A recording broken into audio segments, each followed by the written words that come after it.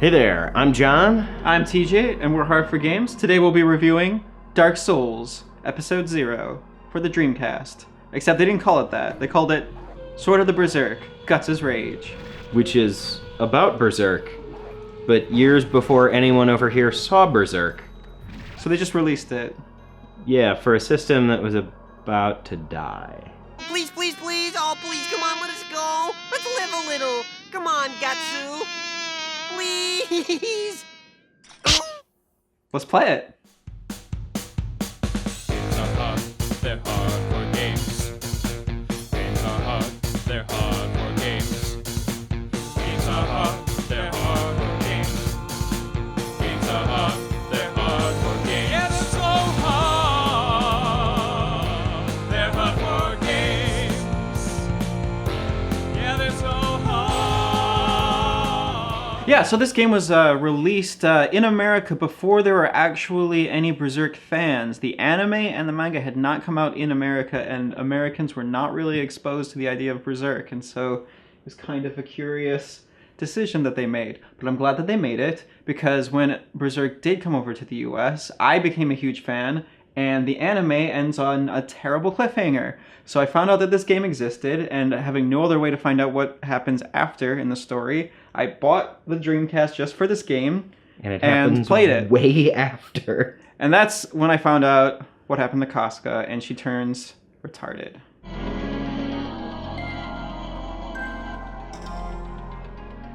We can't say that on camera though, can we? That's offensive.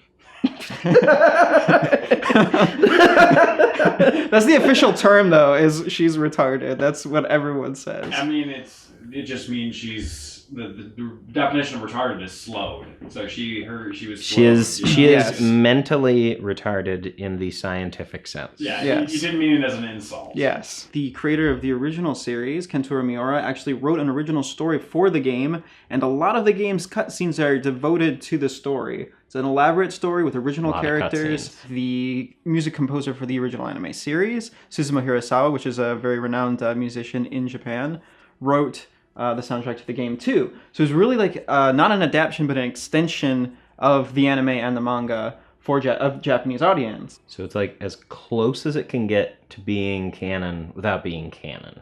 Whose fury knows no equal. His enemies will know true fear once he starts to swing. And to be fair here, guys, this is like a badass name. Like for Yes. a game, especially like in 2000, like still late 90s feeling. Guts Rage. This looks like a Hong Kong knockoff of like Dragon Warrior. Like, The graphics aren't as bad as you would expect. I think they've held up pretty good, considering that this was made in 1999. It also really helps that it's clean, crisp VGA out. yeah. Instead of dealing with like, the S-video or composite. I love the animations and how everybody looks like a marionette. Oh, Casca. What the hell do you think you're doing? Oh, who is she? Whoever she is, there's something wrong with her. Yeah, but look at her. She's pretty hot. Alright, first of the game. Man. Gonna test out this sword.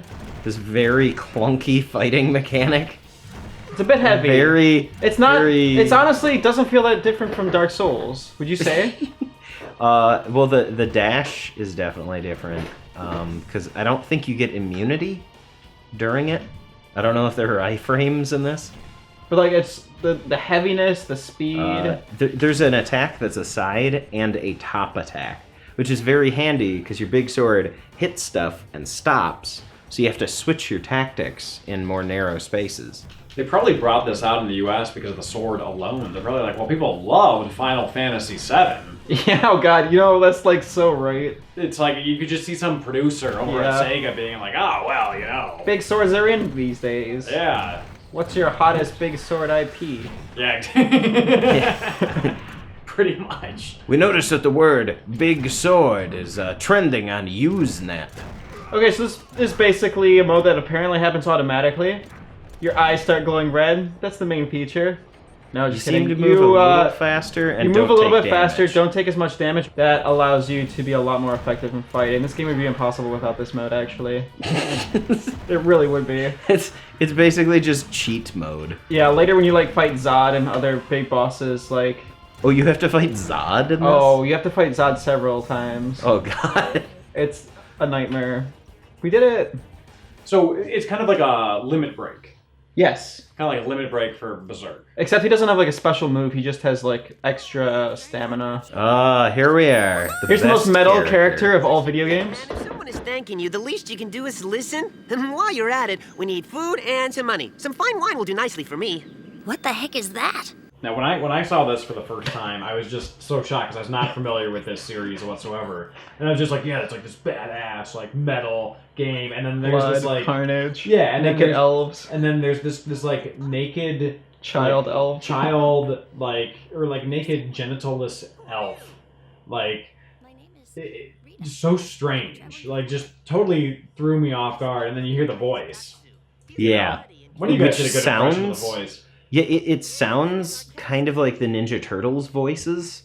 Well, the Japanese are far too neurotic to have such a dark and depressing series that's horrible and nihilistic all the way through. So they have to throw in some happy elf character as like a salve of sanity. Otherwise, they would just go into complete psychosis. Yeah. Yeah. It's like how in Ichi the Killer, Ichi was kind of that comic relief. Yeah. And Also, the music does definitely sound like the show. No, I- yeah, he's I a great quite like it. composer. He was one of the first like electronic composers in Japan during the 80s. He's got like a super unique style. He's made a lot of noted soundtracks for Satoshi Kon movies like Paprika, Oh, okay. Paranoia Agent. I think he did a SimCity soundtrack too. all right. Interesting. I was gonna say, if he's a really popular electronic artist there, I wonder, was he part of YMO? No, this is YMO was like the 70s, early 80s, and this Yeah. he was more of like the mid Later 80s, late on, late yeah. 80s. So, much like a Dark Souls game, it throws you a couple of easy enemies to fight here and there. And This is the then- second battle that we've been in, and he's already Yeah. lost. He's pretty powerful. Like, I'm not doing so hot. Like, I've actually lost half of my health. There, I used my hand cannon, which took out... Actually, I can just probably do it again. You finish could him also off. try the bombs, the grenades. Actually, that didn't do anything. It's blocking it. Wouldn't... Okay. So you have these other items that are in your inventory, Yeah. kind of Ocarina of Time style, up on the right there. I'm about to die. Oh, God. Oh, you almost got him though. Oh, not you threw the enough. bomb the wrong way. All right, so this is a very long cutscene. This is the main exposition cutscene in the game. Have to kill him. I don't feel any mercy for monsters. But typically, cutscenes can run very long, including up to like 20 minutes, I think. Yeah. So it's like watching an episode of the show. It's also kind of like playing Metal Gear Solid 4. I like the knight armor. It's like very well designed and Yeah. like thought was put into it. It kind of Thanks looks... to the illustrator Kentaro Miura. But yeah, so basically the gist of this cutscene here is that there is a zombie-like disease rampaging this city and other towns nearby, and the leader of this town is going to ask the protagonist to help him find a cure, or give him an ingredient to be able to find a cure for this zombie-esque disease. Yeah, like back in medieval times, medieval people were really freaked out by the mandrake plant. When you pulled it out of the ground, it would kind of look like a fetus, and so there were a bunch of superstitions regarding that. So this is kind of like about mandrake plants that have been satanized, demonized, and they become like monsters, and there's like little tiny demon babies on people that turn them into horrible zombies. And Mm-hmm. So the VMU has a neat little thing where during many of the different parts of the game, pausing, playing stuff, if you look down, there's various different animations that like the chibi Puck Version of is Puck. doing. it's doing a lot of goofy things. So after 35 minutes, we are back in action in a very Resident Evil-like angle. Oh, never mind, cutscene. It's kind of cool that the corridors being narrow is like a very Yeah, you have tough to thing use... to deal with because your sword is too wide. Yeah, you have to use the like more top-minded attack, which doesn't work well with big groups. Yeah. So there are some tactical parts of this. Guts is very slow because the sword is very heavy, but it can be kind of tedious when you're doing things like that, trying to look for items.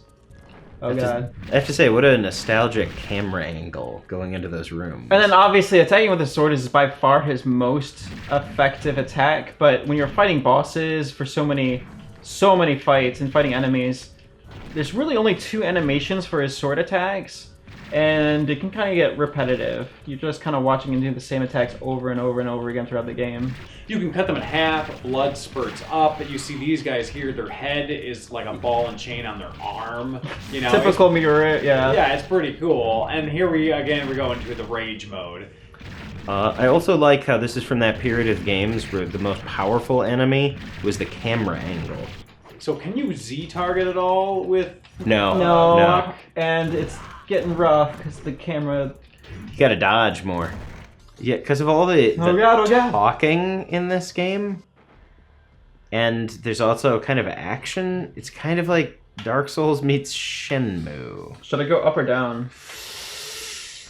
Yeah. Oh boy. What the hell? He's just like, what? Oh man. And he just knocks you over. Yeah, I think Guts it's... does not have much fortitude. I think it's Dark Souls meets Shenmue meets Gauntlet.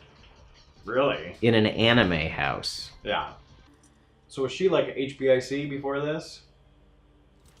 What? HBIC? Head bitch in charge? Yeah. Yeah. She's like a badass? Yeah. No, yeah, she's a really cool character, but yeah, she's like mentally broken.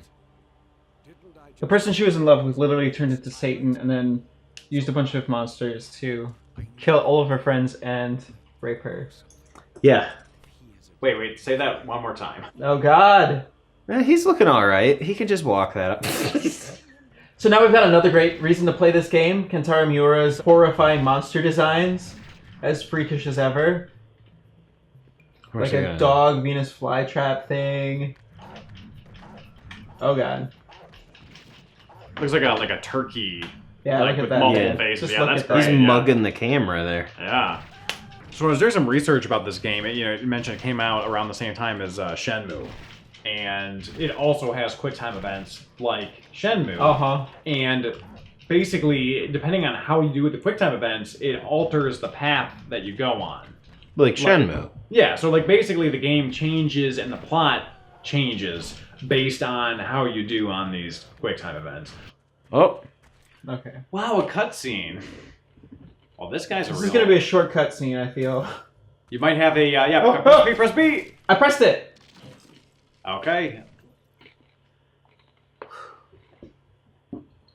I don't like that. It kind of sneaks up on you because it goes press B. It's like, oh god. Should I be running away? I have no idea. You normally have to clear. Sometimes you have to clear, sometimes you have to run away. And it's not entirely obvious which is which. Yeah. I always felt that the Dreamcast was kind of like the N64 on steroids. Obviously, it was like 6 times more powerful. Yeah. But like a lot of the way the characters were animated, and it's a lot of like very similar types of character models, but with bumped up polygons and crisper resolution and VGA out versus just S video on the N64. So it kind of feels like N64ish, but just next level. And then you get the PS2, which is like really kind of the next, the real generational skip.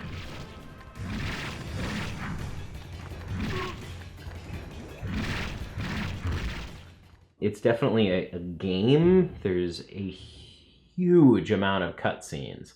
The actual game itself isn't really that good, but I did really enjoy it because it's such a cheesy, it's like that microcosm of 2000 games and like voice acting that were in games and anime at that time, and just how weird it is.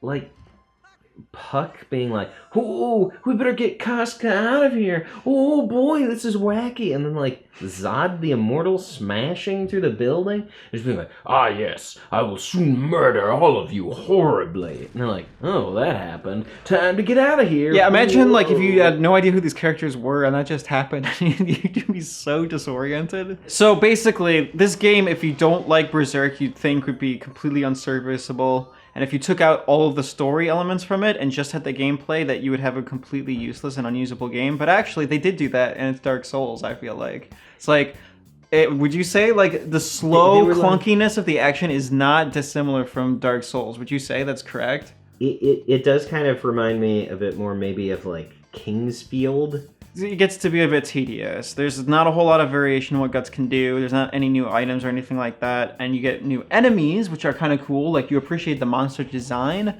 but it can get pretty tedious. So if you're a fan of Berserk, I definitely recommend this game because you have to know what happens, right? But if you're not a fan of Berserk, I can't even begin to imagine. What would this be like for you? If you've ever played this and not known anything about Berserk, tell us. What was your experience? I could tell you. Yeah. All right. Thanks for watching us. Make sure to like and subscribe and ring the bell. And apparently, I think dab on the haters and buy our merchandise. And is there anything else we can shill? We're Hard for Games. Thanks for watching. Buy gold. The end of the world might happen. Probably not, though.